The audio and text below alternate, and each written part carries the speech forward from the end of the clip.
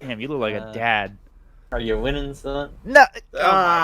Yes. Yeah, write it up. Write it up. Write it up. Write it up. Count it. Write it. Write it. I don't like you, Baka. Baka. Seconds. You're such an asshole. I'd catch a grenade for you. Yeah. Yes. Bruno Mars is the only true altruist.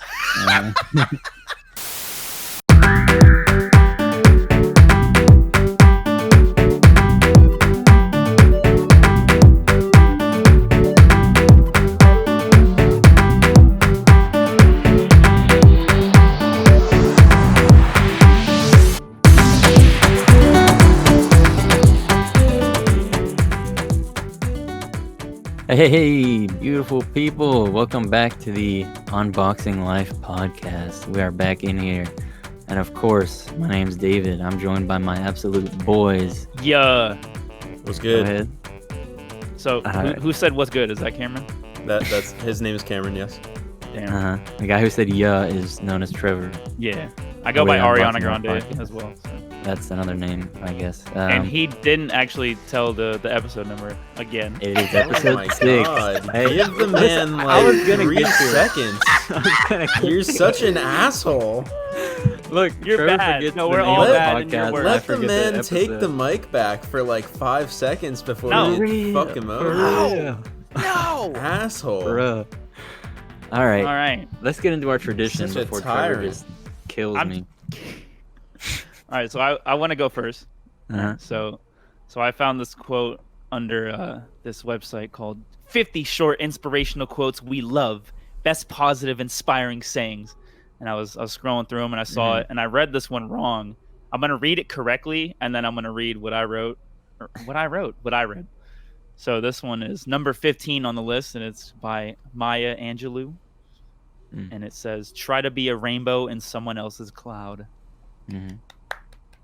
Yeah, legendary. Super cute. No, super cute. So my stupid ass, even though I started reading again, I still can't read. So I read it as try to be a cloud in someone else's rainbow, and I like died laughing. Oh my god, just frick up someone's day. Oh my god, dude. So Wow. yeah. So All don't right. be a fucking asshole. Just spread positivity, peace, love, and positivity, as Logic would say. That's true. If you ain't got nothing nice to say, don't say nothing at all. I never agree with that bullshit. Jesus Christ. Well, we I would mean, never have like positive discourse if anyone didn't say I- anything about anything they liked. I know. We, critique things when it's the time. For sure. Don't- That is don't- such a I mean, bullshit ass thing. I mean, Just that's, don't go out of your it's way like to be mean. I That's think that's the fine. thing. That's the message. Is don't witch hunt people for sure. But I mean, it's Yeah. just you're discouraging your youth not to disagree with something. Definitely disagree and voice your disagreement. no. Alright. It's a saying for like kindergarten age children when they're like, I don't like your shoes. Your shoes fucking suck. And it's like Timmy, don't be an asshole. Like, just don't. If you're not gonna say something nice to this kid, like, don't say anything to him at all. Yeah. Indeed. But it's not. All right, I Cameron. wouldn't employ that. I wouldn't if I'm an HR professional in a corporate setting. I'm not gonna tell my employees like, if you don't have anything nice to say, like, don't speak up in the meeting. Like, shut the fuck up. Yeah. If you're not gonna say anything nice. I don't think that's I- where they're telling people to do that. I didn't start the stopwatch, so I started at 2:58 again, because I'm an idiot. So Let's see. It Okay, doesn't. we're all I don't good. know that it matters, but we'll figure it out. Go ahead with your juicy, spicy facts, Cameron. My juices. Okay. Oh, I see you with the spicy track 13. I see you. Okay. We'll talk Ah. about that. Spicy. Favio foreign. How the fuck is that pronounced Favio? Is it? Fivio. It's Favio. I thought it was 5 of you. All right. We're getting off track. Go ahead. Interesting. Cameron. Resetting. So we're doing some French history here, boys. You know much about French history? Beheadings. Yeah. Mhm. Well, that's okay. Really? We're on track. Yeah. So, in the streets. in the backyard of her private estate in Versailles, Marie Antoinette had an entire hamlet built, which she then had stocked with farm animals and real peasants, like from Oh, the yeah, I know where this is going. grounds around the estate, No. to act as fake villagers. She and Oh, her no. friends would dress down in commoners' clothes and play at being shepherdesses or milkmaids. Essentially, they thought it was fun to act poor. Oh, I sincerely thought you were gonna be like they were the sex slaves because I know that Oh, one Jesus chick Christ. in. God. Oh, Jesus Christ! No, so you know what I'm talking about though, right? There was someone maybe in the Roman Empire where they like strung up a horse and she had sex with it. What the frick? There's I know of a Greek myth where a woman has sex with a cow, but Oh, bruh. And the swan and Zeus. I mean that's later in the Swan. I mean Zeus just became all sorts of animals and fucked people, but Yeah. All right. Anyway, Can we yeah. conclude that Zeus was like the horniest dude of all time? Oh yeah, just all the he's- Greek he's gods. trash. Yeah, Yeah, they're all Yeah. trash. He was big horny. it was mostly Zeus though. Yeah. Yeah, he was messy. Like I feel like every young adult novel that like has gods in it starts with the daughter of Zeus. Like, fam, he how got many around. fucking kids you got? Homie got around, yeah. yeah, it's Like Hawk. unfortunate. All right, Digital Underground. Yeah. all right. All right. Day Vision, hit us with your fucking fun fact. Hit us with your recommended song of the week. All right. please. My recommended, since we're going to be talking about another artist who got their start in the 90s, I want to talk about Miss Lauryn Hill's Oh, okay. X Factor. Yeah. Okay. Trevor used to say this song was too slow because drank. Oh my god. Drake sampled it in Nice for What and he sped it up. But if you've Actually, heard that song, Murder Beats did, and Drake okay, did. fair enough. Credit to the producer. But if you've heard that song, that's where the sample is from is X Factor by Lauryn Hill. Yep. It's a classic 90s R&B, kind of like a breakup song. It's her realizing that, hey, we got a toxic relationship and it's not working out, and it needs to end. So that's like the whole thing. And then there's a nice guitar solo at the end. It's like a 6-minute track. Yeah, it's like 5.5 or something. Yeah, it's pretty long. If you can get there and settle down with it. Yes, sir. Yeah, it's smooth. It's classic. Super classic album. The Miseducation of Lauryn Hill. Yeah, absolute classic. She raps and sings and everything. So I always thought that, like, I think I voiced this to you, that she sings so beautifully on the track, and then she has those manly as fuck ad libs in the back. Yeah, yeah, Oh, and yeah. she's just like She does- singing over it so angelically. Yeah, she does nah, like the we ain't rap working. ad-libs. Yeah, we ain't working. Yeah. The rap Like- ad libs in the back of her Yeah. singing. Yeah, So the mix. No, there you go. 1998, I believe. You know, get Yep. yourself some education on Lauryn Hill. And while you're at it, listen to the Fugees. The Yeah. score. There you go. Beautiful fucking album. If you're into East Coast hip hop. Dang. I think they're from Jersey. All right. Jersey. Stand up. Jersey. Now, before we get to more East Coast hip hop, Ooh. want to shout out our absolute boy, Amo, aka Yes. Alex. Yes, sir. Our Alex man, Alex is our homie. yeah, designed the logo. If for those of you who don't know, for our Yes, podcast, sir. also produces music, and has been doing it quite a bit longer than me, and it shows in this new album he don't do just that. dropped. I'm not. Hey, I'm just giving credit where it's due. I told him yesterday that your track for the podcast is the best one that y'all have produced. Oh my god. Period. It's not even Nah. fucking close. Nah, I disagree, but I appreciate it at the same time. Cameron is dead, by the way. He's just What like, do you mean? I'm listening. get to the mic. Get close to the mic, bitch.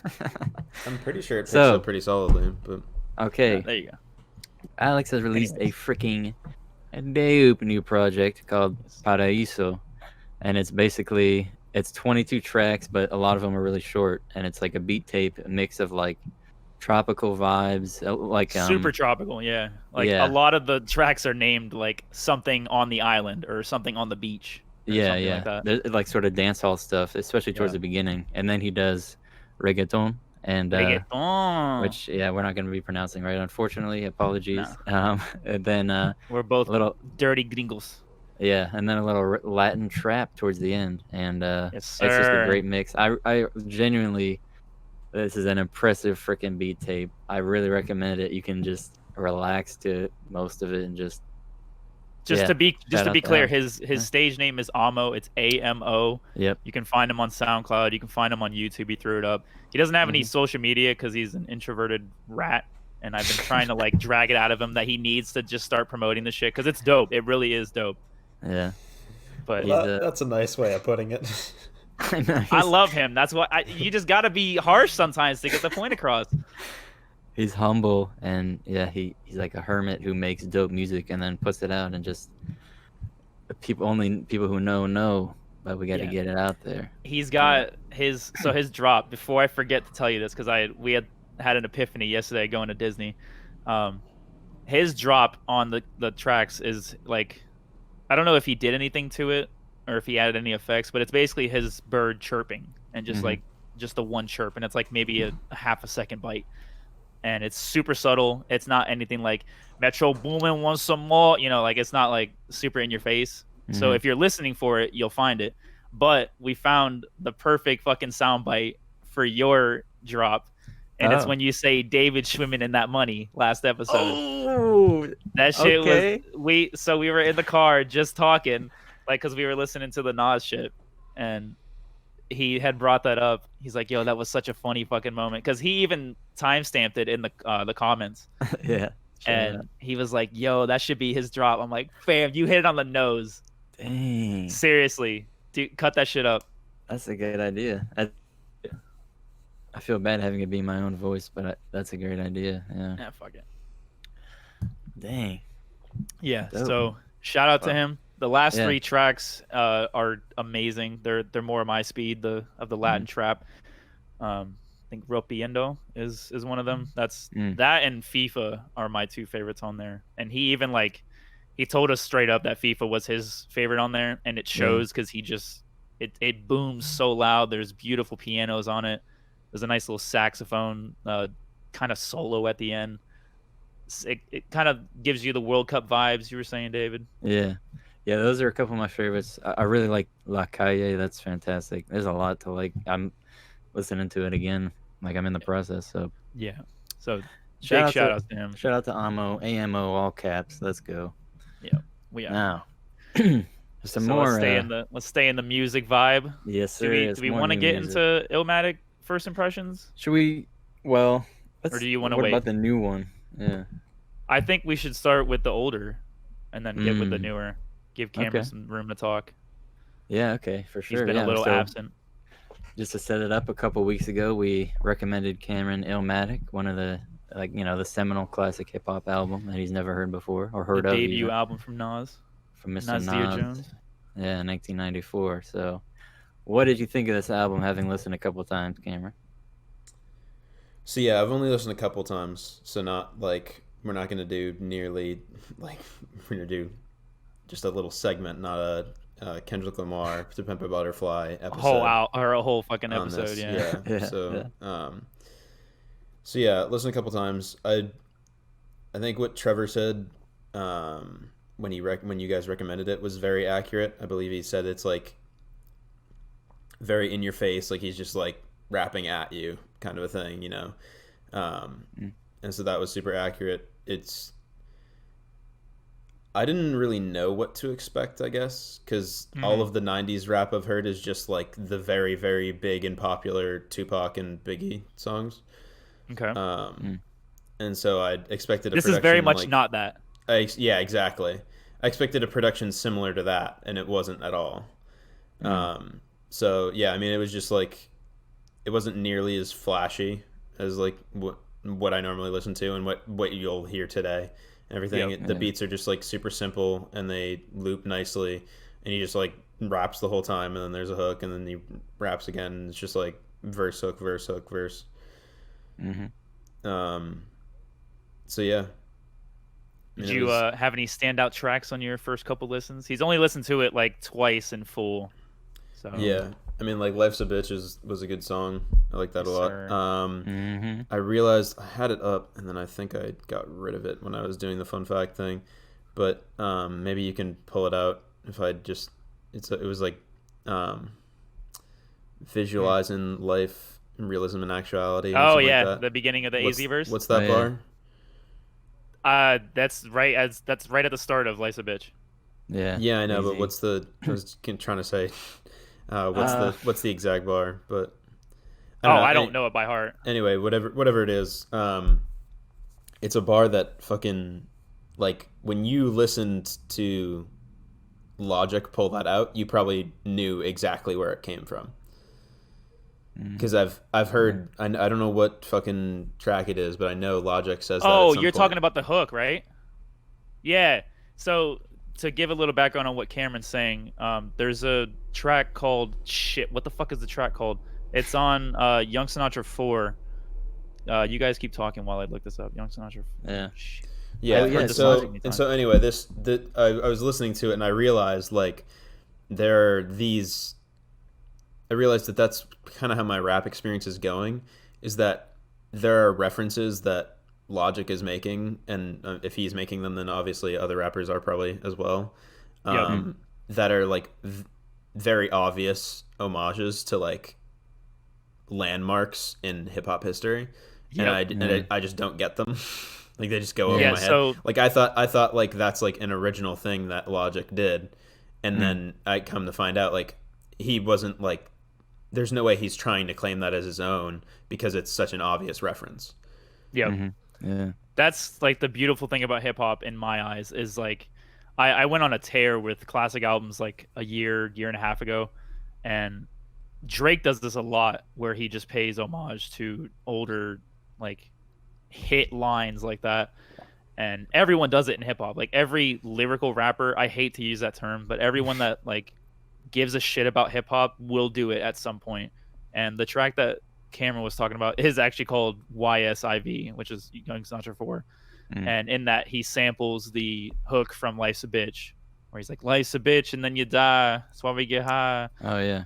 That's like easily one of the hardest and most sampled hooks like of all time. Yeah. That track is fantastic when it gets into Nas's verse too, because he talks about the age he was. He was like 19 and 20 when writing and recording this album. I woke up early on my born day. I'm 20. It's a blessing. As the essence of adolescence leaves a body. Now I'm fresh and yes. Yeah. It's like a perfect. I love to play it in the morning or whatever. It's so like you're like right in there with him, like he woke up on this day and just wrote this verse. Dude. It's so like refreshing almost. It's like waking up with the sunrise just running through your window. It's such a clean and smooth instrumental. Yeah, and by the way, speaking of the instrumental, I think Nas's dad plays the sax at the end of that song. What? No, wait, I thought that was a harmonica. Is it harmonica? Yeah, I think so. I don't know. I was thinking about this earlier. I was listening to this album when I was cleaning my bathroom earlier. Yeah. And that came on, and I'm like, it's a trumpet. Is it? It's a trumpet. Yeah, according to Genius, it's a trumpet. Wow. Okay. Yeah, shows how little we know about music. Yeah, sorry about it. Yeah, his father plays the trumpet at the end. I don't know what we're saying. Yes, but that's cool that he got his dad on there. Yeah, that shit is hard. Dude, that shit is legendary. Like, bruh. I know. So that's us coming over Life's a Bitch. We completely skipped the intro track. Well, we don't have to go track by track. No, we don't. But that is a track worth noting. Yeah, I was gonna say New York State of Mind is my favorite song on the album, and it's not a hot take because it's really proper of you to say that, but yeah, like Cameron was saying, it's like, you know, and Trevor was saying this is great about hip hop, like different things, even just from this album alone, have been pulled out by so many different artists on different albums that they're making, and like like sleep is the cousin of death. Like Nas just came up with that on New York State of Mind, and now it's like a quote and a saying people say. And like, yeah, like the line I think at the end of the first verse where he's like, "Beyond the walls of intelligence, life is defined. I think of crime when I'm in New York State of Mind." Maybe one of my favorite hip hop lines ever. That song is really up there. It's like simple at first, but it hits you like beyond the walls of intelligence. Like, oh my god. He's very poetic with his style, and people have noted that, I think. And I always like the my ramen is like a vitamin held without a capsule. Oh yeah. That line is always great to me. Yeah. What fucking track is that on? Is that Uh, World Is Smooth Yours? No, I think that might be New York State of Mind. Cause Is then he it? goes, the Oh smooth yeah, criminal okay, and it beat is. Yeah. breaks. Yeah, and yeah. Shout out to fucking DJ Premier, man. Yes, he has production Jesus by fucking legends Christ. on this. DJ Premier, Pete Rock, Pete Rock, Large Large Professor, Q-Tip. Q-Tip. Yeah. God damn, man. This is like the cornerstone of hip hop. This is like universally the greatest hip hop album. Yeah, Like, it's pretty crazy. It's Have you, praised to all fucking hell Did for you, good reason. Cameron? Did you catch that he was saying like the Dead Presidents thing is on "The World Is Yours," right? Did you know that it came from this? What? He So- on the The Dead Presidents thing is on Okay, whatever track. listen- Did you World know Is that Yours. it came from this? So, What do you mean? I'm Like listening- like the origination of referring to Of that phrase, yeah. like the origination of the phrase "dead presidents" to refer to money is from this. yeah. Yep. No, I did not know that. That is very That's interesting. how That's a fun fact for you. that's how insane this album is. That's yeah. fucking wow, shit. Yeah. So You made it a hot line. I made it a hot song. dang. Yeah, the Yikes. way you asked that initially, I got It was so no, it fucking was lost. like it was awful. God dang. Did I you know, I was know, trying to- Nas, that dead presidents, to the world organize is my yours? This? Yours this. God dang it. He came up with a phrase. All right. Yes. Great album throughout. Did the old style of recording, did it seem that different to you, Cameron, or was it just like normal? I don't know. What do you mean? Like the way the like how it sounds, like it's sort of The more quality rough of than the beats, just Yeah. like the actual quality of the audio. Like, did it differ Nah, from I what mean, you're you normally used you to told me hearing? to listen to the remastered version, which I Yeah. did. Okay. So For me, yeah. I mean, it it's sounded still- perfectly fine. I didn't listen to the original version or whatever. Okay. But it sounded The original, Yeah. I feel, is just like lower in volume, and it just doesn't hit hard enough. Whereas the Mm. remastered version kind of just brings those up because it was recorded so roughly. But Okay. No, I mean the beats. I felt the beats were like simpler. Like they Yeah. weren't as busy. They didn't have as much like ups and downs and like changes. mhm. It's just kind of the same thing throughout. Yeah, which there's no works. beat switch on any of the tracks. Yeah. It's 'Cause and he it's does- more of just it's more of like a front for him to have the platform to say what he wants, and that's like Yeah. like one of the biggest things about this album is like it almost feels like he went into the booth thinking that he was gonna die the next day and that he just had to get everything off his mind. Mm. Like, and it's 40 minutes long. It's not a long album at all. There's 10 tracks, but he says like 317,000 bars. Like Yeah. he's just constantly rapping, and it 21 just years feels old. amazing. Which I don't think we said yet. You said Yeah, he was 21 when he did this. 20. I guess 20. when he put it out, maybe, yeah. Yeah, when he put it out, but I think he was During what the 18 writing. when he finished writing it. Something around there, yeah. But he was very young. is Okay, the so thing. even younger than I thought. Yeah. It's that's what people talk about. He's such a storyteller, but it's like he's just like this young kid, like barely an adult at this point, and it's like Mhm. just like you said, putting all the stuff he's experienced into this album and doing it in such an intelligent, like poetic way. It's just it's kind of crazy.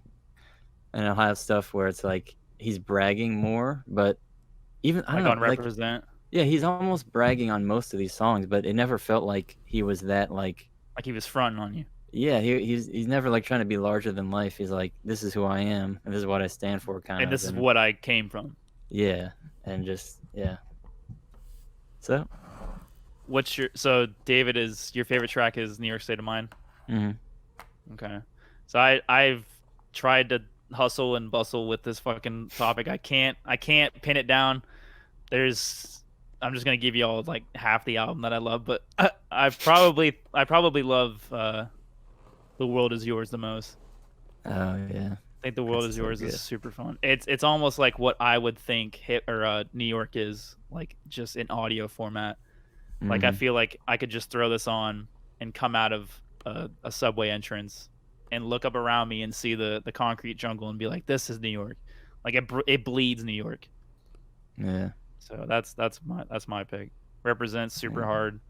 Mhm. It ain't hard to tell. I excel, then prevail. Yeah. My mic's contacted. I attract clientele. Ah, bro, that shit is so hard. Yeah, I know. Did you? Absolute fantastic album. It gets the classic stamp for sure. Yeah, of course. Yeah. So yeah. All right. Well, speaking of hip hop, we're gonna talk about the Nas album, and before the new Nas album that just came out, it's called King's Disease. I don't want to talk about it too long because we're not going to dedicate the whole episode to Nas, but there is a little bit of petty drama between Mr. Nasir and Sean Carter. So Jay-Z. Yeah, Mr. Jay-Z. So if y'all don't know, they beefed like way back in like 2001. That was like the plateau of their beef. And Jay basically never got over it. Even if they made up in 2005 and 2006, they performed at Webley Hall a couple years back together. He's still salty about it. He's still salty that Nas got the one up on him. And I just wanted to read a timeline of, this is an article I found. It's called, "Does Jay-Z purposefully sabotage every Nas release date?" Yes, he fucking does. Yes, he fucking does. That's all the article says. Nah. Yeah, so I'm gonna read out a few dates just so you can get this. This is not a coincidence. Stillmatic. So I know nothing about this, so I'll just react. You haven't heard Ether, have you? What's an ether? Yeah, no, okay. It's the shit that makes your soul burn slow. All right, so Stillmatic came out. This was by Nas. Came out December 18th, 2001. Same day, Jay-Z drops his Unplugged album from MTV.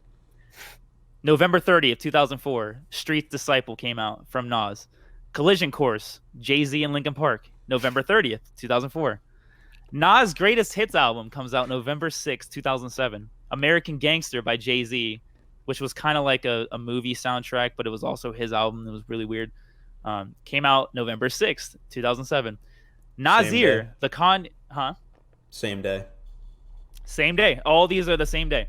Nasir, this was 2 years ago, June 15th, 2018. This was the Kanye produced project, came out. Everything is Love came out the day after on a Saturday. Which is this rare. man, this Beyonce and Jay-Z released an album after on a Saturday. No one releases music on Saturdays. Why? Because just the way that Billboard does their first week counting, it's kind of like shorting a day. So they start on like Friday morning, like at midnight, Gotcha. and then it goes through Thursday. So they're effectively shorting themselves sales. Yeah. And then last year, The Lost Tapes 2 comes out from Nas, July 19th, 2019, and Beyonce releases her Lion King soundtrack, and Jay-Z is featured on it. And now, Nas releases King's Disease. This was yesterday, August 21st, 2020. And Pharrell and Jay-Z released a bullshit single called Entrepreneur. So Jay is the most petty person of fucking live, my G. That's all I gotta say. I don't doubt it, but it's like, dang. They made up. They had like a song together. Dick sucking lips. Yeah, that wasn't the song they had together. That was Ether. That was Ether. Yep. I don't know. Oh I my guess I believe God, it. But how do we know Nas is not stepping on Jay-Z? Well, we know. No. All of these albums were rolled out. Like the Nas release date was out for 2 weeks this past time. Yeah. And then Jay was like, "Oh shit, he's coming out. Oh, yo, get that shit. Just drop something. Literally anything. Just pick up something and drop it." Like, oh man, throw I'm Pharrell tired at the of wall and see if he sticks. yeah, no, that song was bullshit too. Listen, the thing about the song is it's kind of like I was saying to Trevor before this, like it seems to just go with a music video, and it's a very, very positive message and a great video. Super great message. The video is awesome. It basically promotes a bunch of black entrepreneurs and how they're doing great for the communities and opening up businesses, owning family wealth, shit like that. It's awesome. The song though? The song is like background music, so yeah, it's not like a fantastic listen. Like there's like there's Pharrell whispering, and then there's one Jay-Z verse, and there's like And this the beat. Jay-Z that's cool. verse is 12 bars. Yeah, so it's it's not in your face at all, but it's there. He did Dog shout shit. out Killer Mike. He shouted out, which was awesome. And then they like, I saw they on Instagram they like met up or something, which is great. Killer Mike is, yeah, yeah. It is. The song is trash.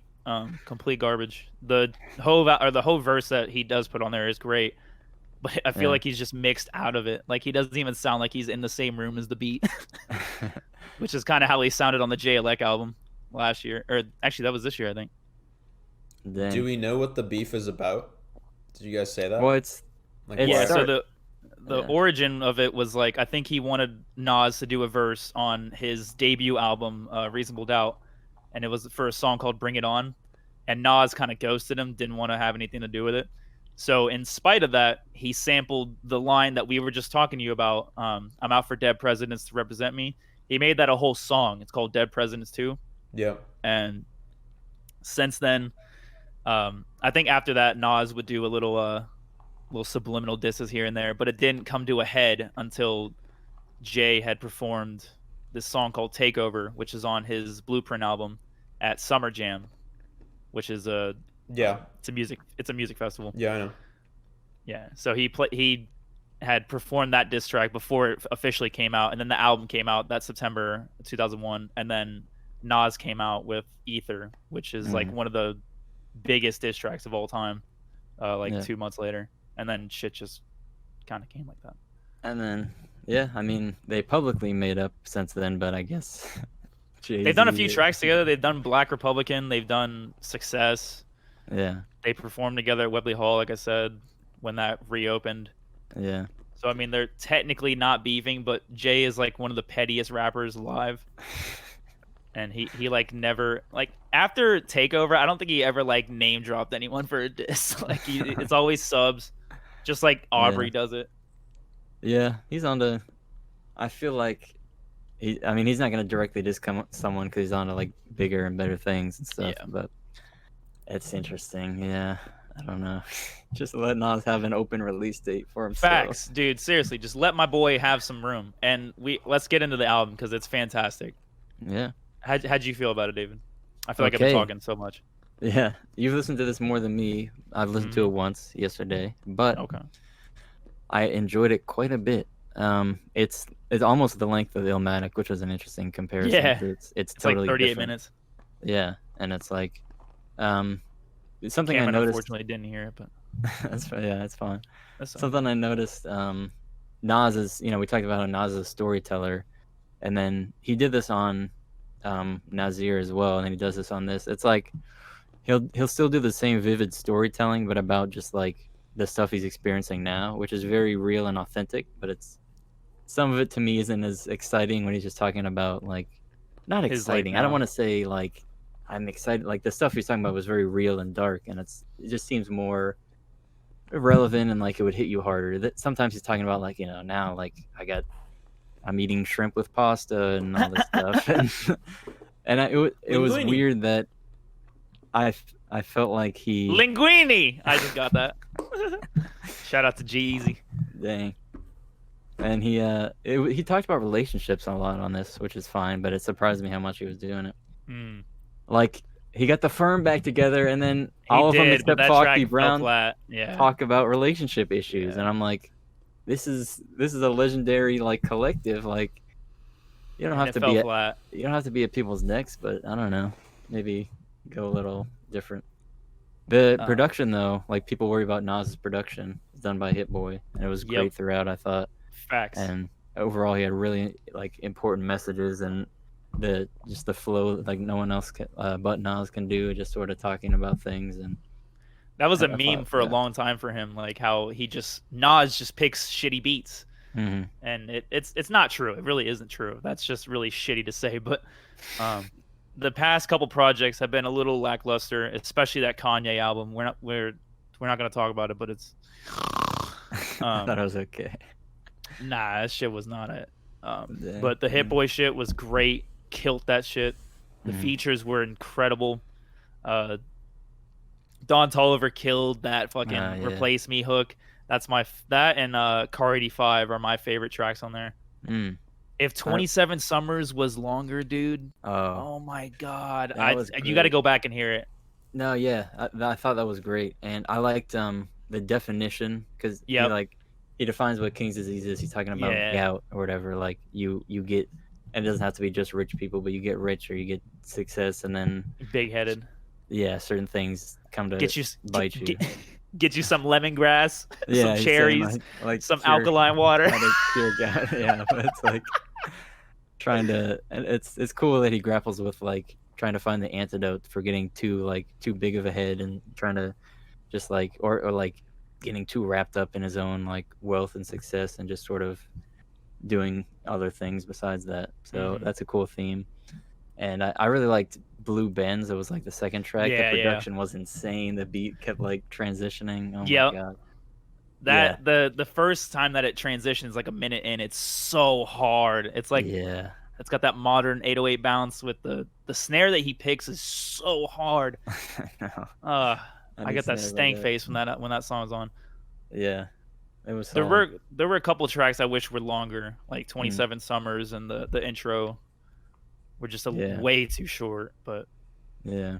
overall fantastic album. He hasn't had a proper release since Life is Good from 2012. So it's nice to see that one of the greats is still in shape. Yeah, for sure. And it's a cool thing, like just briefly about the him being one of the greats, like with Jay-Z's 444 or whatever. Like there was the idea that rap is young man's game, but it was basically just because hip hop was only like 20 years old at a certain point and stuff. So it's I always like to see some of the slightly older rappers in their 40s or whatever just come back and show that they can easily still do it. It's not like and they bring a certain amount of experience and maturity, and he's talking about that kind of thing of protecting your own self-worth and investing in certain things like that young rappers might not know about. So that's always generational wealth. Yeah, always cool to see. Yes, sir. Great album. Definitely gonna keep listening to it. Now, did you want to get absolutely bodied by me as we're talking about new music? Yes, sir. Finally coming to the light side on this. Yes, sir. So, Cam, I guess I'll just intro, but I want Cam to talk because he hasn't talked at all, and we're just like dominating. I hated Billie Eilish. Like, I hated it. I couldn't get on board with the ASMR vocal delivery. I tried listening to her album. I think we were playing Civ one night, and Civilization 6. It's a strategy game, and we were. I was just chilling, trying to listen to it. I think it's called "When We Fall Asleep, Where Do We Go" or something like that. And I got like 5 tracks deep, and I was like, dude, I can't do this. It's literally like clawing my insides. I couldn't handle it, so I cut it off, and I never listened to it again. Then she came out with No Time to Die. No Time to Die is fantastic. Ripperoni to the fucking James Bond movie that never came out. Yeah, someday. Yeah, hopefully. Anyways, now we have this. And yeah, now we have this beautiful fucking track. It's called My Future. You haven't heard it. What the fuck are you doing? Yeah. Please go listen to it. It's so chill. And then the beat kicks in. Oh my god. Yeah, it was. So, I feel so validated. David, okay, so you're gonna murder him in a good way. Just because I was like I like Billie Eilish, and I like people. I guess it's not like I don't like popular stuff. It's just people who are solidly in the pop genre. It's usually not like the biggest music I listen to. Like it's not the stuff I'm the biggest fan of. So like she was a pop artist I actually like, and I'm like, no, she has great vocals, like she can really sing, and you just start talking about her whispering the whole time. And I can't, dude. Please. But it's a meme, but it's true, because every time Alex and I were at the gym at UCF, they played that track. They played fucking Bad Guy, and that was the only one I couldn't hear, because she doesn't. Okay, she sings. She just it's very talks, difficult what she does. Yeah, it's very difficult what she does. I'll give her all the credit in the world. But it doesn't come through audio-wise, and it's so quiet. And I couldn't hear the track until the fucking duh shit come on. Like, Just go back now and listen to Ocean Eyes. Yeah, and you keep trying to hype that track up. I feel like it's gonna be like shit after My Future, but It's the same as my. It's the same style. Yeah, this is okay. what So I wanted to ask you two because you're She more just like inclined sings with real nice. It's You're- her voice is gorgeous. yeah. I wanted to ask you too because you're more adept with her music. You're more adept with the Billy Eyebrow. Um, does she have any other music in this vein besides Yeah. Ocean Eyes? Like, is it actually? Because this is like a super chill R&B like love song, It's but it's So- not a love song because she's talking about loving herself.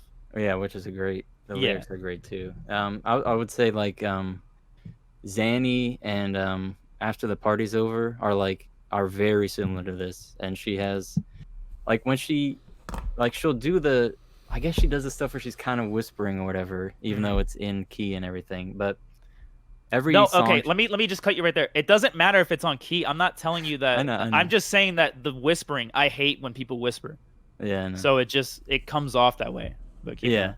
but yeah, every song that's like slower, pretty much on the When We All Fall Asleep album is doing this. She has sort of like I think it's kind of like classic jazz singer type vocals, except modernized. Like she hits like blue notes or whatever, and so there's a lot of basically. I guess if you want to check out all the slower songs on there, you might actually like them. But maybe they weren't. They probably weren't on the front end of the album. Yeah, no, I got like 5 tracks in, and I didn't hear like any great music, and I'm like, fam, I'm done. Yeah. But it's not for a lack of trying because I've tried to listen to it. My girl went to see her in concert last March, and I wanted a shirt from her. I want to like her so bad, and I'm so thankful that My Future came out because now I'm looking forward to whatever she puts out, like whether it's an EP or an album. Yeah. I'm super looking forward to it, and you can bet your bottom dollar that we're talking about it on this podcast. There you go. Did you like it as much as us, Cameron? Yeah. Yeah. I only So- give it one listen, but I'm just- gonna listen to it a bunch more. Yeah. Describe sure. how you listen to it for those who don't know. Oh God, what the fuck? What was going on? I don't even remember exactly what the fuck was going on. My man is big baited. Okay, but so he listened to it. He's got a beautiful dormitory. Or no, you live in an apartment, I'm right? in an apartment, yeah. Yeah, you live in an apartment in Miami. He's Yes. got a nice little community, and he's got a huge ass window in his room where it overlooks like almost like a plaza. And there's This a is what pool you're down talking there. about. Okay. Yeah, so I just told So him to keep go going. listen to it, and he's like, "Yo, I'm gonna go listen to it and look out the window all dramatically." And Yeah. I'm like, "No, it's perfect. It's so perfect for this." So perfect. Yeah. Yeah. Yeah. That's what you need sometimes. Cam, if it was you gotta sit up. raining, bro. Yeah. If it Yeah. was raining, that would have been insane. Yeah, I just like slowly like reach up to touch the glass Yeah, exactly. and like put my hand on the glass and like slowly stroke the glass. Just caress it. Just Yeah, caress just the glass. looking down. Yeah, And then I would look and I'd find 2 raindrops and I'd be like, which one of y'all motherfuckers gonna win the race? And they would race down the window. And Oh before my they got to the God. bottom, they come together and they form one bigger raindrop. Ah, And they wow. win together. Wow. Yeah. And that's life. That's a metaphor for life. that's Wow. funny. And you can figure That's out crazy. why. Wow. So do Join you my enjoy cult. the? What? Yes, I enjoy. Yeah, yeah. Cool. Dope. All right. Very cool. Yeah, we songs about being independent and stuff. Loving Like- yourself and there was like there's a line. Keep talking. I'm gonna find the lyrics. I don't know. It's cool. Like, there's like I feel like there's a bit of a bait and switch at the beginning. She's talking about, all this stuff, and then it's like, I love, and she's like building up, and then she said, I'm in love with my future. I can't wait Mhm. to meet her. So, we definitely like that, especially if some music maybe promotes the idea that women only need to be in a relationship to be valuable. It's like, hey, this is the opposite, and we definitely bang with that. Like For the sure. We bang. yes, we rock with it in another phrase. We lean with it and we rock with it. Good message, yeah, independence. So I found the line that I was talking about. It's in the second verse, and she's like, "I know supposedly I'm lonely now. No, I'm supposed to be unhappy without someone, but aren't I someone?" Mm. Like that shit is Yeah. hard, bro. Yeah. The way she sings it, I know. Yeah, and then the ad lib comes in, and she's like, "Aren't I someone?" Like, It sounds It's a good. lot better than that, but yes, sure. that is what she says. Don't take my lackadaisical singing for her credit. She's awesome. Yeah, there you go.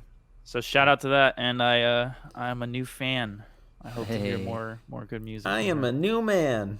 I am a new man. Eee! Hey, drop a like if you like last week's episode, all right? Facts. I was a new man on that one. We had so much fun last week, Yeah. but Oh, yeah. Cam went through the fucking hell and back to get that Yeah. Oh, episode man. to you guys. It was fun, but it was a lot. It was Yeah. so we much. started with 4 hours of raw audio. It ended up And you being. cut it I down said to what it 4 was? because I included the like about half hour of just me and David shooting the shit after you run off to like hug the toilet. Spoiler alert if you're listening to this one before you're listening to the Drunk podcast. But I didn't include any of that in the podcast because we were just talking about dumb random ass bullshit. So I didn't include that. But we had 3.5 hours of total footage, and then I believe the one we released is like just under an hour and 40 minutes. Yeah, it's like 100 minutes. So I almost cut like 2 hours. Yeah. Because there was a lot of it towards the end. It got super sloppy. We were still trying to do bits, and it was like I couldn't fucking read, so I cut a bit that I did. There were entire parts in the middle where we all had to like get up and go to the bathroom or get drinks or do whatever. Yep. Or like We said our get points water. on WAP like 7 sent, times. I think there's in the recording at least once where I send David off to get some water. Yeah. We but, said our yeah. points on WAP like 7 times. Yeah, Uh-huh. we just Kept kept on repeating getting themselves. distracted and coming back. So I trimmed that down in a lot of ways to make sure you heard. We said the same 3 points like 3 times, so I just found the best version of it, and made that the one that everyone hears, and then everything else is just like, if there were a couple good moments, I might have cobbled a bit, but yeah, man, that was a Uber fun. great fucking night. Yeah, we didn't exactly stay on the track of a shot every 15 minutes. We stayed on it for a while, and then we started getting down so many tangents and like getting distracted. Yeah, And it's hilarious when you listen to it because like we start off and we're like Trevor's like all official like and we're gonna be taking a shot every 15 minutes. It's gonna be a cool thing. We take like 3 shots. And it's, Yeah. It's like all right, but we still got messed up because we're lightweights. And Cameron's not, but he drank more than us. So Yeah, Yeah. I mean that it was funny to me too because we set that sort of time frame, and then we made it so that I ended up cutting out a lot of stuff like in the middle or towards the end. So like our drunkenness sounding, like how outrageously sloshed we sound, just gets exponentially increased Yeah. like as time goes on, because like there's like entire 5-10 minute gaps or whatever where we're just like also still drinking. So yeah. So it just ramps up out of nowhere in the background. dead. Yeah, we just come back out of nowhere dead. So Yeah. Yeah. we drank way more slowly than it seems. Yeah. Yeah. We recorded that in almost 4 hours. I think we started Yeah. at like 10 and we ended at like near 2 in the morning. So Yeah, it it's like- wasn't like nearly as quick as it seems when you listen to it. Right. It was a gradual progression to Cameron trying to read the monkey's paw, Spark Notes, and Trevor slumped over in his chair about to die, which is cut out. But that was Which is fully cut out because it was terrible. It was so we were so fucked up that I couldn't speak English, but I was like still trying to power through. And then Fucking great episode. the outro ended up being okay though, because we did the outro like after all of that. Like after Trevor was just like, "Man, I'm fucking done. I'm dead, We yo. need I'm this." done. And so we did the outro. But yeah, that's the behind the scenes little bit on what you got versus what actually happened in the drunk podcast. So I'm gonna do a very flawless and seamless transition to our next topic. Speaking of drinking butterbeer, We're gonna No. talk about more Harry No. Potter. You could have gone like Goblet, maybe like. You drink Aw, stuff out of damn the you, goblet. man. Okay, Not much so better. Yeah, yeah. Okay, we'll give you another chance at that. To say, I've been speaking drinking of out of a drinking. goblet. I've been drinking Ah. out of a goblet today, Oh, so we're wow. gonna talk about Goblet of Fire. How about that? Oh, nice transition, bro. We in there. Fire in the Alright. booth. All right, I take it back. I'm cutting this part. Yeah, All I'll right. make a stamp. What is So Trevor's little update? yeah, so we're gonna kind of do like a weekly Harry Potter update until I finish the series. I just finished the book, or I just finished the fourth book this past Sunday, and I loved it for the most part. The twist at the end was a little ham-headed, or how you say ham-handed, something heavy-handed. Yeah, Ham-fisted, maybe. maybe Yeah, ham-fisted. ham-fisted, yeah. It was like, because you learn at the end that, spoiler alert if you've never read these books, but who hasn't, you kind of you know that at the end Barty Crouch's son is the one that was like pulling the strings, and he was moody, and he was drinking the polyjuice potion the whole time. Yep. That was kind of I didn't give a fuck about that character, so it was like really anticlimactic, but she tied it really well. Did you not understand that from when you went and saw the movie? Because you said you saw it in a drive-in theater and the audio was garbage. Yeah, the audio was garbage. I didn't even remember half those scenes being in the movie because I just didn't see it when we watched it in the drive-in. So did you see the scene where he like transforms at the end or whatever? Yeah. So yeah, so you knew the twist was coming then when you were reading. Yeah, the book? because I had so I finished. No. So I finished. No. Okay, so I think I know what you're asking. No, I didn't really remember the movie. I didn't remember who was behind it all when I was reading the book. Yeah. Because when we went to see that in the drive-in, I hadn't started reading the books. Yeah. Okay. Yeah, that's what I was saying. Yeah. So now that I've been reading, I'll read the books first, and then I'll watch the movie. And I didn't remember who it was at the whole time, but then it was Barty Crouch's son being moody. Yeah, so I knew that you had seen the movie first, and therefore I was trying to see if it spoiled it for you or not. If that mattered, but you're saying it didn't. You didn't remember it, so it didn't matter. Okay, cool. Yeah, fortunately it didn't. I think by the end of that movie, we were so ready to leave that we just bounced. Yeah. So, yeah. I mean, that sounds like a rough experience. But you were saying, sorry. No, you're good. The movie was pretty great for the most part. I still think that Daniel Radcliffe's line deliveries are really flat, and he just doesn't get enough screen time. Like, okay, so he gets screen time, but he doesn't get dialogue lines. Did you he says maybe it, like properly? Yeah, I watched it last night. Properly, okay, cool. Yeah. His line deliveries are just really flat, but I liked the movie for the most part. It was pretty great. I think it's the best one so far, and that's just the tribute to them being older, the studio having more experience with that universe. My grandmother is blowing my fucking phone up right now, dude. Oh my god! Shut up, Grandma. I hope she's not dying, because I'm not gonna know for another half hour. I love you. Yeah. So back what I was saying, the movie was great. It's probably the best one so far. It was pretty well paced. It even showed the World Cup for the most part. It didn't show the match, but it showed the leading up to it. They destroy the fucking village in the beginning. Yeah. That's not how it goes in the book at they all. Just set it alight. Yeah, they just leave it ablaze, and then the other Mr. Weasley just comes out of here like, "That's my son," and there's like no one there. Yeah, it's good. There was a couple details that weren't there that I was like, that really should have been in there, like the whole confrontation at the end when you learn that Barty Crouch, his son, was behind it all.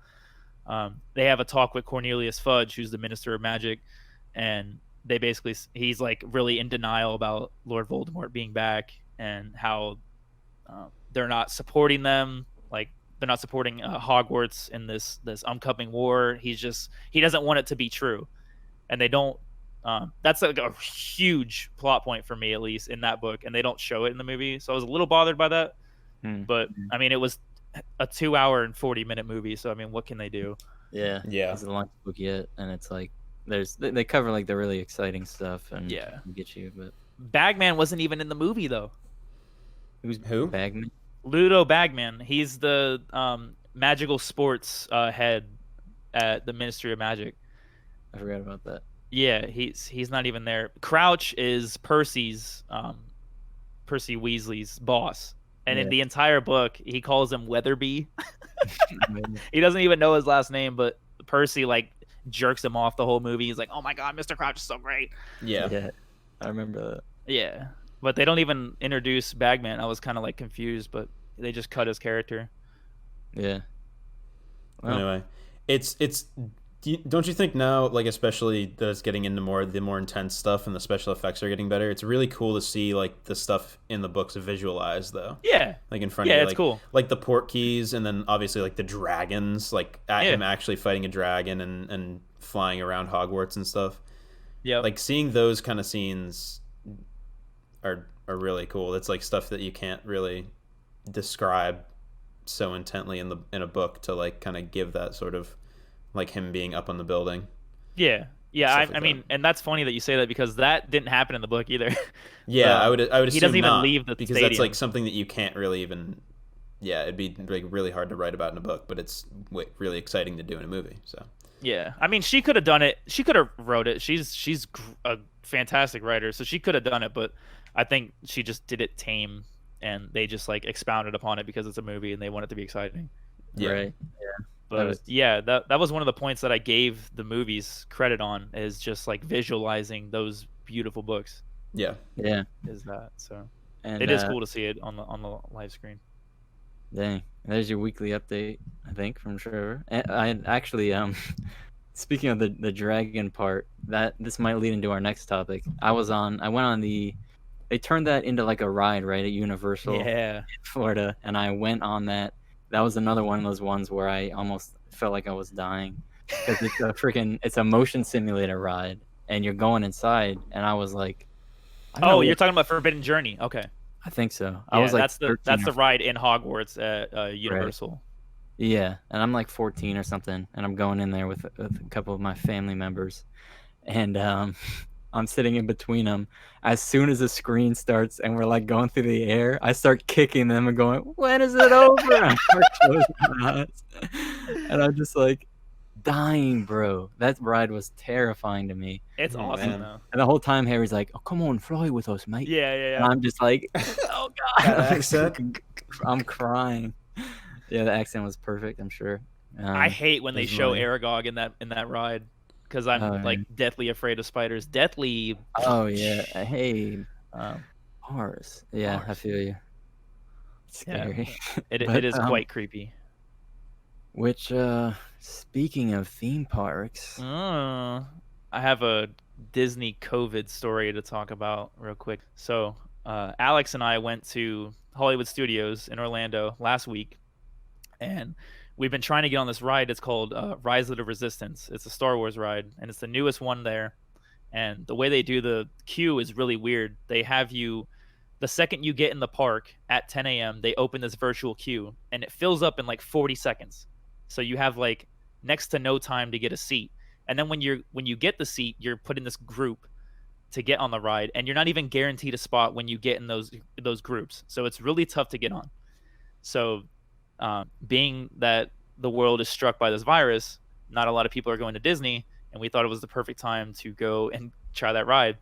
And we finally got on it, and it's amazing. I'm not going to talk about the actual ride itself, but there was a funny ass thing that happened to us. So like the ride opens up and it kind of puts you on a rebel ship, and you get caught by the First Order, and they basically it's such a fucking immersive ride. But they walk onto the rebel ship that you're currently on, and they instruct you to get off of it, and then you go onto a Star Destroyer, and you're basically seeing a hangar like you are in the movies. And it's so much to look at. There's so many like stormtroopers in front of you. It's like real fucking life. It's awesome. So you're walking through there, and we get into this like hallway, and in character, as Disney does, even I think at Universal, they'll sometimes act in character for like the rides that you're at. Mhm. They hired people to act as not stormtroopers, but just like regular grunts in the First Order with their black uniforms and the hat and shit. And they come up to us and they're like, all right, stand in a single file line and wait to be called. And I'm sitting here like standing on the left of Alex a little bit, and homie comes over and he's like, did you hear me? Did you hear what I said? Stand in a single file line. And I'm sitting here getting roasted by this guy at Disney. And it was just so funny. And I'm sitting there laughing my ass off. And there's two different lanes. And the lane on the left is laughing their ass off too. It's just like a family that's there. And the First Order guy, or I think it was the chick, she looks at me and she's like, you're not allowed to laugh at that. Only me and this family is allowed to laugh at that. And they came over and they're like, hey, yo, you want a First Order coloring book so you can stay in the line? I was like, oh my God. Yeah. It was dope. Roasting. It was fucking dope. So he drill sergeant. He did a drill sergeant bit as a fucking First Order grunt. Yeah. On a Disney ride. That's dope. It's amazing. It was so cool. That's fucking funny. I got absolutely roasted. There was a part where they lead you into like places that you have to stand to like remember where you are on the ride. And there was like an orange color. She's like, remember the color that you're on, or so help me God, or something like that. And we stand in front of this orange bar, and then she asks us like 30 seconds later, she's like, okay, do you remember what color you are? And I like jokingly say Trump. And she like looks at me with a dead ass face, and she's like, are you stupid? It was such a bad joke because he looks like an orange, but fuck Trump, by the way. Jesus Christ. It was quite fun, I will say. That is immersive. I mean, getting roasted just like what would happen in real life. Yeah. It was quite good. I wanted to ask you guys, have y'all been to any like theme parks besides? I know David's been to Universal. Have you been into any other theme parks? Yeah, most of the parks in Disney I went to, like my family. Okay. Yeah. What about you, Cameron? Have you been in any like theme parks? Yeah, I've been to Universal. The last time I went there was 8th grade, I think, and we went. Okay. I had been to Disney. Like, I had done a couple Disney trips, like in elementary school and stuff like that. And then there's a smaller amusement park called Canopy Lake that has water, like a water element and like roller coasters and stuff, and like kind of a carnival feel to it. That have been there. So nice. And then I just wanted to ask you guys, I've been to what Six your Flags in Massachusetts once. I just wanted to ask you guys like what your favorite rides are as a kid, like if you remember them at all. Well, David, what are you doing? What? I have the FaceTime off to the side because I had to plug my phone in. But I'm seeing his profile and I'm so uncomfortable. Got a weird profile. Damn. I do too. But the funny, well, this is the thing. I mean, all the rides as a kid and now still terrify me. So it's like, which torture device do I enjoy the most? I don't know. Like, but you can do roller coasters, right? No. You can't? Oh, you're just like Jeremy. Not at all. I'm a wussy. No, oh, like damn. I'm bad with it. Like just motion and height and whatever. I like I'm okay I don't know, now. like the Peter Pan ride or whatever. Oh, at Magic Kingdom? Yeah, Magic Kingdom. Like that one sounds dangerous. Yeah, the Men in Black, or was it Men in Black or Buzz Lightyear or something? There's Buzz Lightyear at Disney, yeah. I think it might have been Buzz Lightyear where you're like shooting stuff, but then you spin at the end, and I was gonna die, but so you can't deal with being unbalanced. Nah, it's just the motion. I have like probably mild, or not even mild, like acrophobia, where like even just being up high terrifies me, but then that combined with motion, I'm like, I wish it was like fun where I'm like, oh, I wonder if I'll die or whatever, but like it's just like I wonder if I'll die. Yeah, but it's just like something in the pit of my stomach tells me I'm going to die, and like I'm just like I'm just not. But you. I'm a fucking coaster junkie. I know, yeah. Like I could sleep on those things. They're so great. Yeah. Did you have favorite theme park stuff, Cameron? I used so I used to not. Well, I was a pretty small kid for a while. I'm like on the taller side now, but I was hell late bloomer. Like I was pretty small, But I was like just barely tall enough to ride some of the, like, the Hulk, Superman, like all the really big ones that go upside down and all that good stuff. Superman. I don't know, whatever they're called. Oh, I think at Six Superman's Flags, at Six okay. Flags, yeah. And like Hulk is Universal, right? Yep, I don't know, it sounds but anyway. adventure. Yeah. Yeah. So I remember, I think I was like 4 years old or something like that 4 on our years. first trip to Disney. Mm. I must have been a bit older, but I feel like I was really, really young because somehow I was tall enough to go on this ride. That was the Rock and Roller Coaster. Ooh, that's at Hollywood Studios. Yep. That does like one loop or whatever. But I It's was a like, super fast roller coaster. I like threw a fit and had a crying fit and like would not go on it because I was convinced I was gonna die. Like they walked me over and they have like a demo like chair or whatever, and they were like, you sit in this and it puts you over, and I'm like, whatever. And then I think, but like the demo chair was like by the roller coaster, so like I was like, I think I was starting to calm down or something, and then the roller coaster goes by at like what felt like 100 million miles an hour, and I just like start sobbing again. Yeah, you're talking about Hulk. Hulk does that. No, it's definitely the Rock and Roller Coaster. Okay, well, I mean, I know the Rock and Roller Coaster is an inside coaster, so it wouldn't have gone past you. But they do that at Hulk, and I've done that exact thing that you're describing. Yeah, I don't know. Anyway, but anyways, yeah. It was definitely the Rock and Roller Coaster. I might be combining repressed roller coaster memories. Yeah. But I remember as I got older, I was like, I want to try it, but then I would like chicken out at the last second. And then I started just being fine with it basically when I got into like high school age. Like once I go upside down, there's one at Canopy Lake that just like it literally goes up, down, does like a corkscrew twice, and then just pulls back in. It's like a 15-second roller coaster. So I think that was the first one that I went on that actually goes upside down. But then since then, I've basically been fine with it because I have the mentality that like I actually heard discussed recently on a different podcast that like we're not shouting them out. I mean they don't need our shout out.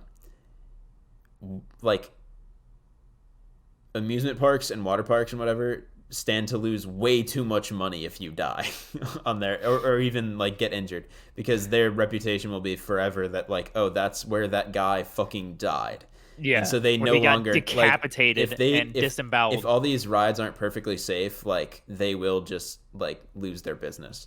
So I believe in people's greed is what I believe in. When that's people's greed is what keeps me safe when I go to amusement parks. It's a good That's point. a benefit of capitalism. You can always trust in the greed, yeah. So my introduction to roller coasters was with the Incredible Hulk coaster at Islands of Adventure. And it was large in part due to my father, who I was terrified of these things. Like as these two beautiful men have been saying, I was thoroughly like terrified of these things. And the way the Hulk is, it's an outside roller coaster, and you can see the entire track, like when you walk up to it. And they have a demo chair that Cameron was talking about, and you can sit in it. And I did that, and my dad's like, "Oh wow, yeah, you're big enough to ride it. I think you really should. It's so much fun." And I'm sitting there bawling my eyes out because they're about to make me get on this thing that shoots at 80 miles an hour. Yep. And I'm like fucking terrified, so I'm bawling my eyes out. And he's like, just count it. Just count how long the ride is. So we sit there and count it, like from the moment it launches, and it's about 60 seconds flat. That's what I counted. So he's like, if you can do 60 seconds, you can ride this ride. I believe in you. And here I am. This is like 2005. So I was 9, almost 9. I was like 8. And he encouraged me to do it. I was pissed in my pants the whole time. I got on it. I was still crying. And by the time I got off, I was laughing hysterically. I was so happy. I wanted to get back on it immediately, and we rode it 4 times after that. It was like the best day of my life. That's dope. Yeah. Dang. So it's super rare that a kid rides such an intense ride and like doesn't get scarred emotionally like immediately after. Yeah. Yeah, so use this method with caution, parents. Yeah, please. Yeah. If that the sounds like kid a doesn't good want to go on strategy. it, don't make them, because that can do some really heavy damage, and it can completely ruin an otherwise safe experience if they had rode it when they were older. Yeah. Yeah. So True. don't ruin the first experience, please. Just have some patience. Those parks ain't going nowhere. No, Yeah. not for a while. So, and this brings us to our last topic of the day. We've been having this topic on the docket for like 7 weeks now. And we haven't gotten We around keep to it. not getting to I it. feel like an internet meme for a while. So Cameron, you wanna hit us with the fatty? Yes. I have no knowledge of this. I would love to. So this is a bit of internet philosophy. It comes originally from, I believe, originally from 4chan. I don't know when it was originally posted, because I think it's been now like rehashed, and all the Googles are for the more recent one. So anyway, this is called the shopping cart theory, and it is that the shopping cart is the ultimate litmus test for whether a person is capable of self-governing. To return the shopping cart is an easy, convenient task, and one which we all recognize as the correct, appropriate thing to do. To return the shopping cart is objectively right. There are no situations other than dire emergencies in which a person is not able to return their cart. Simultaneously, it is not illegal to abandon your shopping cart. Therefore, the shopping cart presents itself as the apex example of whether a person will do what is right without being forced to do it. No one will punish you for not returning the shopping cart. No one will fine you or kill you for not returning the shopping cart. You gain nothing by returning the shopping cart. You must return the shopping cart out of the goodness of your own heart. You must return the shopping cart because it is the right thing to do, because it is correct.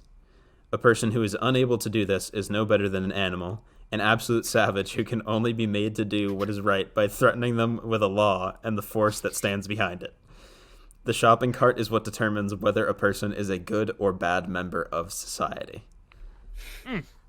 Dang. I fucking wholeheartedly agree with that shit. It gets a little aggressive at the end, At which the I end, love. yeah. Where it's just like, it's no less than an animal, a savage who is no part in society. Read that last line again. What, the paragraph about the animal? Yeah, I want to hear those last couple lines again. A person who is unable to do this is no better than an animal, an absolute savage who can only be made to do what is right by threatening them with a law and the force that stands behind it. The shopping cart is what determines whether a person is a good or bad member of society. Yeah, that last part right there is so good. How do you guys feel about that? I fucking totally agree with that shit. I always put my cart back. Facts. Yeah, I agree. So I feel empty if I don't do it. I feel like a complete douchebag if I don't. yeah, I feel bad. Yeah. Like I'll even try to like make sure it's like in line with the other ones, Yeah. or like even stock it in. Which you know Yeah, we're yeah. such good, but we're patting ourselves on the back super hard here after. Or reading like this. I'll make sure that it like, because there's always like a little lip that catches the carts from like rolling back into the street. I always make sure that it's like not gonna roll back, just because Yeah. it's a safety hazard at that point. It's yeah, I like that theory. I remember seeing it a couple weeks back, and I was like, dang, didn't expect it to make so much sense. Like it's definitely funny to think about, but then it's like, oh, okay. A lot of people just do the right thing because they're afraid they're gonna get punished or like humiliated or something, and it's like, dang. I guess that's a society is people actually putting forth the effort to do what's best for everybody. Yeah, and just keep up with the upkeep of the environment that they use so freely. Mm-hmm. Yeah. Yeah. I was It's trying something- to. Oh, go. No, you go. I was just gonna say. No, you go. That's all good at the same time. Oh, pause. It's something you see so much. I don't know. I wonder what the difference would be in different states and cities or whatever if people like treat it differently. But at least here, where I live in Central Florida, it's like it seems like they're just everywhere. And I wonder what the theory is on people who leave shopping carts in parking spots. Oh Because my that- god, that is those are the like- bane of every fucking person's existence that wants to get a spot, and it's just sitting Yeah. there, and you have to get out of your car and move it. I don't know Fam, what's like- up with that. Like, put it on the island or something. Put it. I don't know, dude. Just Don't I just just- walk it. The Yeah, of fucking course. thing is right Of there. course, People with of no course, but, empathy. like, If you're gonna Fam, be it's lazy. People who don't I care mean, about their fellow members of society. no, like Yeah. I've seen shit where there's a parking spot like adjacent to the little paddock that keeps the carts together, and people will put it in the spot right fucking next to the paddock that keeps them there. And it's like, fam, you can't just move it 3 seconds? Like, what's wrong with you? Yeah. We got a lot I of don't bad know. members of society. Awful. Dang. No shout out to you guys. So, yeah. Yeah. I was gonna say I was trying to think of something like similar, like if there's anything else that like you could use as, and like Returning for- a library book. for- Nah. No, that's Maybe like a there's fine, literally but- a fine. Yeah. Yeah. I was thinking like holding doors, but that's kind of like a social pressure because if you don't hold a door for someone that's like right behind you, you're just a dick. You're a dick. Or if you hold it when they're too far out, then you just look like you're reaching for Yeah. someone's gratitude. So Yeah, you make them run for it. yeah. It's like, But yeah. I know that's I know a- people that's who an do that equivalent. are just like too nice for their own good. Yeah. But Equivalent. I but think, yeah, yeah, I don't it's think like- I don't think there's anything as perfect as that analogy though. Yeah, it's Or as like that sort of it's a standardized version of the idea of like treating people right even when no one can see you and you have nothing to gain from it and whatever. Like, you know, it'll that kind of thing will pop up in your personal life in different ways, but this is like something everyone can relate to.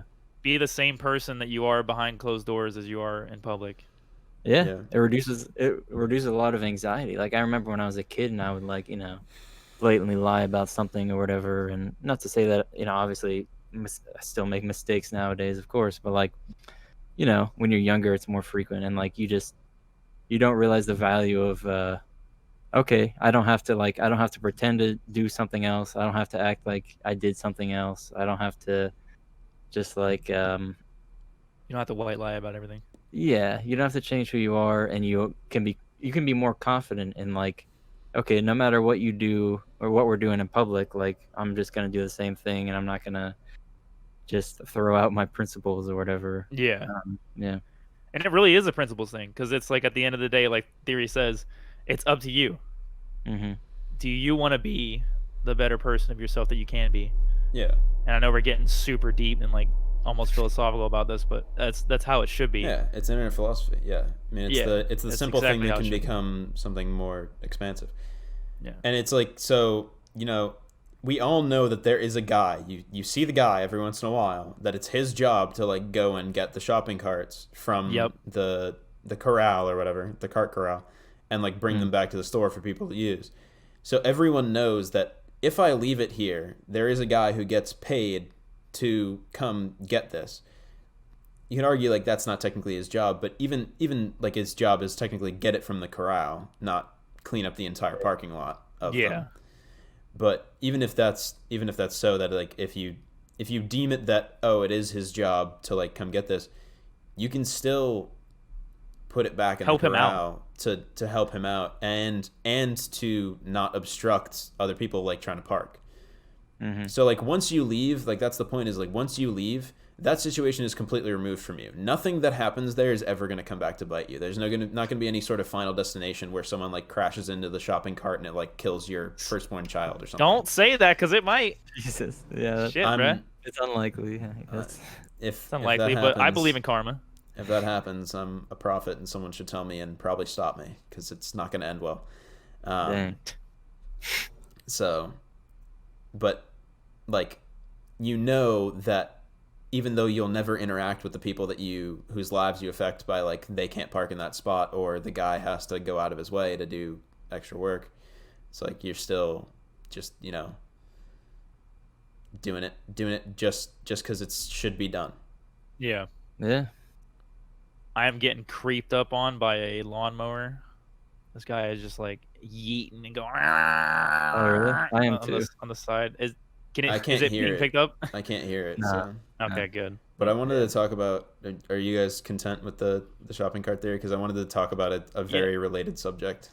I just wanted to like kind of interject with an example of how you were saying that there's a guy that does that job and that it's his duty to pick up those carts that are laid back. It's like the same argument that those stupid kids you would hear in like elementary school, like the really stuck up kids that would make messes and not clean up after themselves. Yeah. Oh, a janitor gets paid to do that. Why? I'm just Yeah. helping them do their job. Like, shut Yeah. the fuck up. That's How about the exact that? Just equivalent. just pick up after yourself. You fucking slob.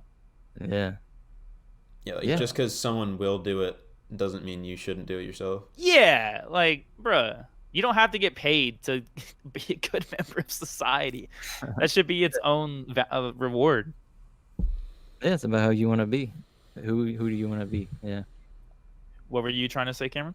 So this is kind of a separate but very related topic that you guys can debate me on. I'm pretty set in stone about my belief in this sort of philosophical hot God, take he's sort racist. of. Oh God. No, it actually has nothing to do with race. This is maybe our first I'm glad. hot take that has nothing that. No, I'm kidding. But I don't believe that true altruism exists. Wow. Yeah, I mean, you're kind of saying a lot of you're saying something that's been said like a million times. I've heard that too. Yeah, but And I mean, it is like there is no selfless deed. I don't agree with either of you. You don't? No, but that is a big topic in philosophy that people fall on different sides of or whatever. Okay, go ahead and hit us with your wrong take.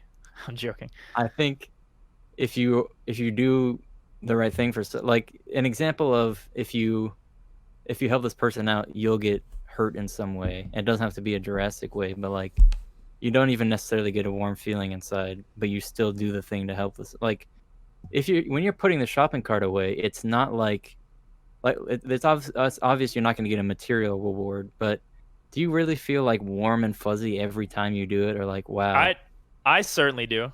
I'm not lying. I'm seriously not lying to you. Like I actually do feel like That's and fine. then, I've and then done we get a to good talk, deed when I do it. and then we get to talk about on our podcast about how we feel about being such good members of society because we put the shopping cart back. Yeah, but even in that case, I would consider that altruism. But even if you like, there are things I feel like you do where you do the right thing and you don't feel good about it, and I feel like that there's no way to interpret that other than, I mean, there's ways to interpret it, but I feel like that is true altruism, like for sure. I don't know. You maybe Do you have any other examples? you I mean, sometimes like if you have to leave a part, I don't know if that's a good example. This is funny because an entire episode of Friends was dedicated to this. was there? Yeah. Yeah, I'm not sure. It was either Phoebe or Joey was tied up in this topic and trying to do a selfless deed without finding a reward out of it, and she just couldn't. Like the entire episode is just her like getting a reward for it or something like that. Yeah. Like, no, I don't want your fucking $20. You know, like. Yeah. But so like for you guys, why is it not selfless when you go out of your way to help someone and you're not doing it for a reward? I said that keeps with like the identity of being a good person, and you can like feel good about that on a regular basis.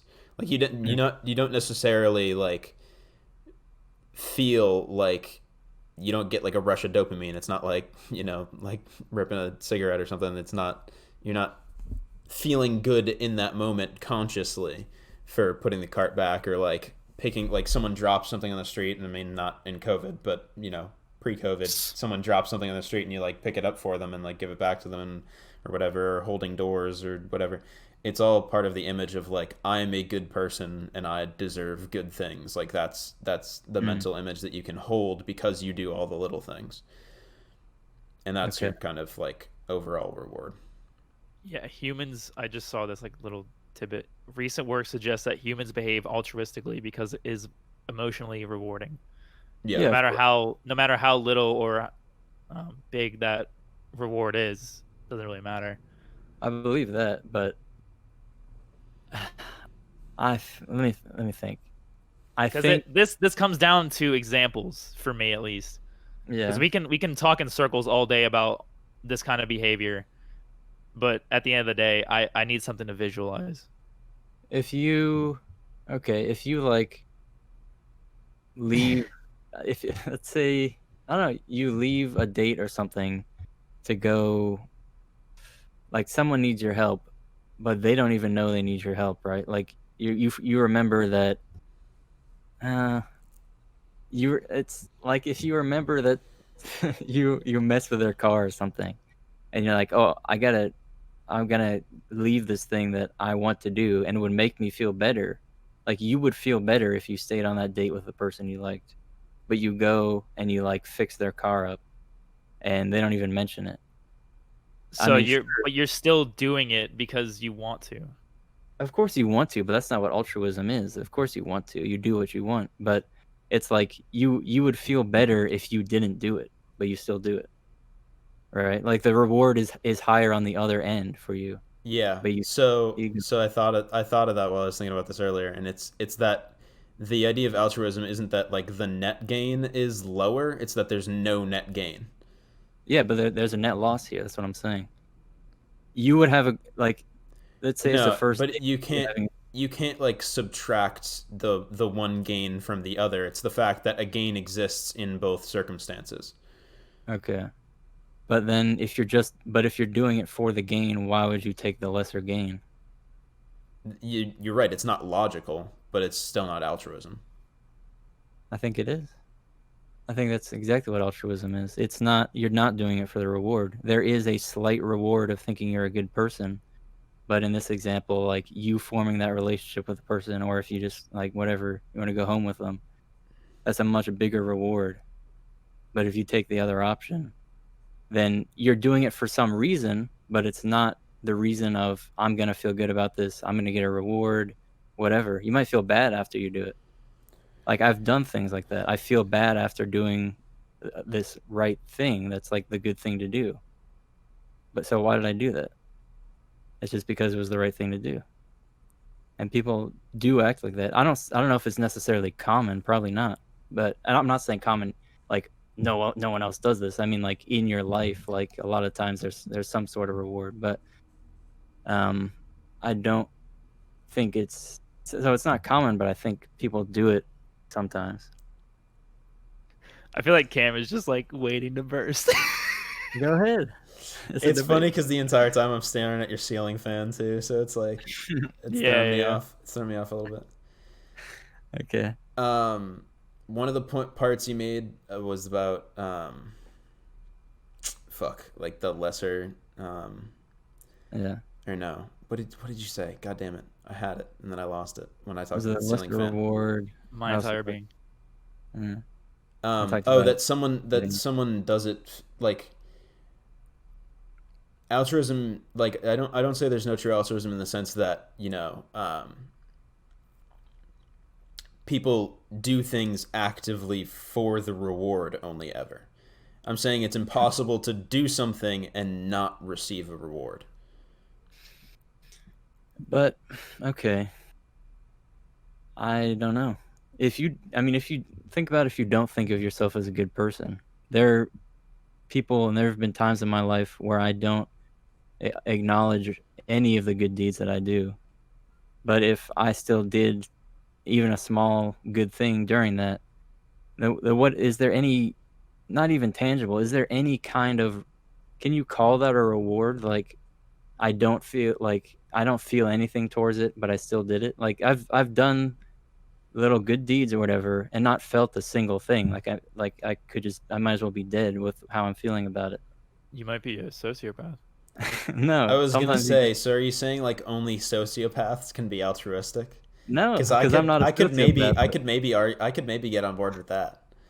Yeah. No, like So you're talking about what I would, if I had to counterpoint that exactly, I'd say that's like subjective altruism. That's not true altruism, because the person like that's like a, because the person has like a low self-esteem or doesn't think of anything of themselves, but still does like good things like that. I mean, I would argue that maybe that's like habit from earlier in life when they didn't have problems like that, like. Because I went through a depression phase where I like didn't feel good about myself and I really didn't care about like a lot of the people around me, and but I would still hold doors for people or pick stuff off the ground because I was like, this is like what I'm supposed to do. Mhm. But I wasn't, And that's I wasn't like me. I wasn't like we said sociopath. I try to use the term sociopath more literally because I think it gets overused. Yeah. But we use sociopath jokingly because obviously it's not. what I'm saying is that like a sociopath, which is someone who doesn't feel emotions for other people at all, Yeah, they're not empathetic. they have no empathy. Like if you're a true blue sociopath, like if you cannot feel emotions towards You other feel people, no emotional pull for anything. then You're just callous. and you're doing like little polite things for people, I would say that that could even still count as a reward, because it would probably be the posturing by the sociopath to maintain themselves as a member of society. But that's speculation. I mean, this is like now you're like, that's definite speculation. yeah. So But I think there could the still idea, be a reason, because I mean that's a very very specific case. yeah. But you said subjective, like that's a subjective altruism, but that's my entire point. If you're saying sometimes actually a lot of times the only reward is an emotional thing, then your subjective experience of your reward is the only thing that matters, because if you don't have the emotion, it's not like outside of you, like some narrator is going and he felt good about it, but you don't. Like, it's not true that you got a good emotion out of it, full stop. So if subjectively you did not feel good about it, there is no reward that exists anywhere in this universe. Right? Yeah, I mean that exists. That would be a very very mentally like broken, completely despondent person, though. I've done it I plenty of think. times. I don't know about that. I get why you would say that, but like I've done a lot of things where I don't feel better about myself and I don't feel good about it, but I just said, well, this is what I should do, and that's it. And I think maybe more people than you guys would estimate like do things like that. I love Cameron's dumbass smile. You want one that's gonna frustrate you? Go ahead. I would say that you think like you completing actions that you like should do still like kind of holds you to your routine and makes you sort of like Going back to the sociopath point of like holding up that yeah, image. like it's it's a like normality stabilizer kind of a thing, I guess I would say. Mm-hmm. If you're used to helping people, because you weren't born in a unhealthy mental state, right? Mm-hmm. Like Mm-hmm. it's something that Hopefully not. developed, and so like unless you're in this state since age 2 or whatever, when you first like really learn language and conceptualize your reality and all this stuff, Yeah. unless you're in that mental state since then, like if these are skills and habits that were learned and formed respectively, like outside of the mental illness, then you're still giving yourself like a sense of normality and a sense of like value in a way. That's even a if really even good if you don't feel it up top. I'm getting more deeply psychological with the like. I mean, you're the major. How much of our processes are subconscious? Because I know it's a lot. Oh, yeah, it's I know it's probably, more than conscious thought. yeah, it's not something where they go, well, here's the number, but and there's a lot they still have to sort of discover. But yeah, it is more, right? So Yeah. So there's a lot that goes on subconsciously. So we're getting very like Very off the deep scientifically end. very scientifically psychological about this. But yeah, I think like philosophically my stance is that it's not possible to do something kind for another person and gain absolutely nothing from it, like not even the tiniest like little decimal of like semblance of fulfilling any sort of need you have in your body for like happiness or fulfillment of like fitting in or identity or whatever. You can't interact with another human being in a positive manner and not take anything positive away for yourself. and it could be, now that you're saying it, this is to your point. It could be an avoidance of a punishment or a negative thing, right? Like if, like you wouldn't feel good about it, but if you didn't hold the door and slammed it in their face, you would feel bad about it, right? So Yeah. maybe that is a type of reward or punishment avoidance. Okay. That might be true. I wonder. I'm looking at the definition of altruism, and it's kind of like, does it have to be you don't get a reward, or you just don't do it for the reward? I think that's what we were. That's what I was thinking when we first started this topic. Is that I think we're arguing two separate points. We're not talking about the actual definition of altruism. Yeah. But you just had that kind of like spin off of the definition. So David, yeah, you're right. I don't think we're arguing the same thing. Yeah. Yeah, when I say true altruism, I mean like in the strictest definition of altruism, like is it philosophically possible to gain nothing? And I was arguing on that same definition, to be clear. I think like the other sort of definition where you're not expecting anything. Do we all agree that exists? Yeah, of course. Yeah. You do that every day. I mean, but you still get that good feeling, you know. Yeah, I still think that you can do. You've definitely check good person boxes. Huh? I said you still get to check good person boxes. Yeah, you've made a good argument. No, I believe people consciously do things for other people selflessly, and knowing that they like not looking for any benefit, like not wishing for any benefit. I'm not so cynical to say that people only do things for their benefit. I'm saying that it's a subconscious process that goes on that allows you to get reward out of positively interacting with other human beings. That's that's a very reasonable point. I still disagree on the main point, because I think, what if someone dies to save someone else? There's no, like, sure, they feel, maybe you could say they feel good in the moment, but there's no way for them to get a reward after that, right? That's true. But it doesn't. I feel like it doesn't matter after they're dead, because they feel better. That, say, like how Lily sacrificed herself for Harry to live, she got that benefit knowing that her son was continuing to live. In that moment, it doesn't matter if it lasted after she was dead. Dying for someone is a very like poignant part of this, or relevant part of this conversation, because it is like if you're not alive to receive the benefit is the argument, right? Yeah. Dying for a stranger is like very, very uncommon. But I would argue holistically, to put it like shortly, that even dying for a stranger, the bond would be there in an idea. But most of the time when you die for someone, it's like you're in war, you're dying for your battle buddy, or you're dying for a child, or you're dying for a family member or a friend, or whatever you're doing.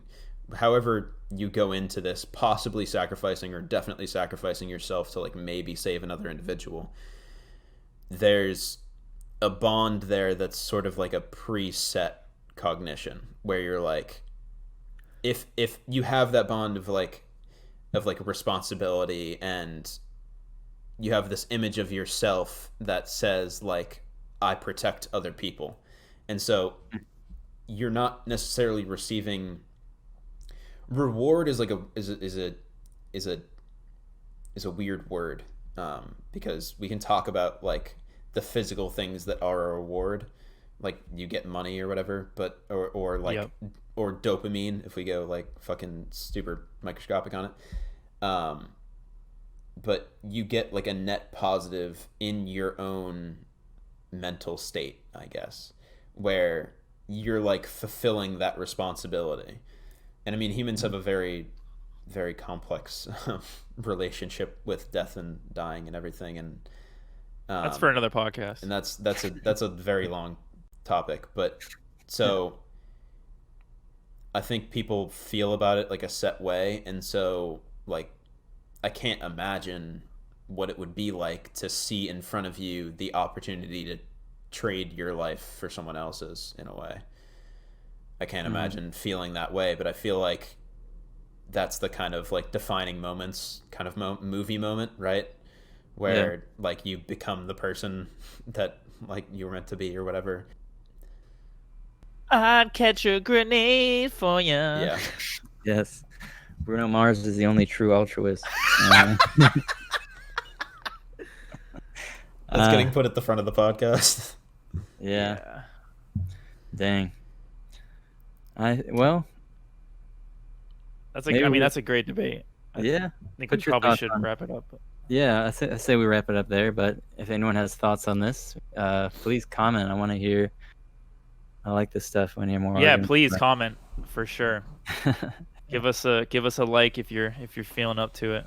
I'll have this debate with you in the comments. Yeah. Next episode, we debate: is a hot dog a sandwich? Hey, find out next time on Dragon Ball Z. Hey. All right. We lit. Well, You're guys. gonna hear the luscious track that our friend Alex made. Right. Yeah, we Go check him out on SoundCloud. put tracks by Amo at the beginning and end of this podcast. So if this strikes your fancy, or if it doesn't, there's a lot of variety and a lot of dope stuff on that album. I'll have So some fun for with sure. that. all right. Yes, sir. Thanks for Thank listening, you. everybody. All right. Thank you all for the support. Thank you. Yeah. It's been truly humbling. It's awesome. So you can find us at Unboxing Life Pod on Twitter and Instagram. You can find me personally on Twitter at CamBlaze. It's CAMBLAIS, or CB_Lays, which is CB_LAZ3. And then you can find Trevor. Sensible Skyline on Instagram, baby. All right, and I'm burping. I'm David Williams 458 on Instagram.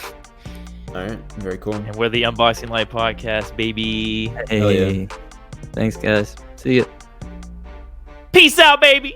Adios. Yeah.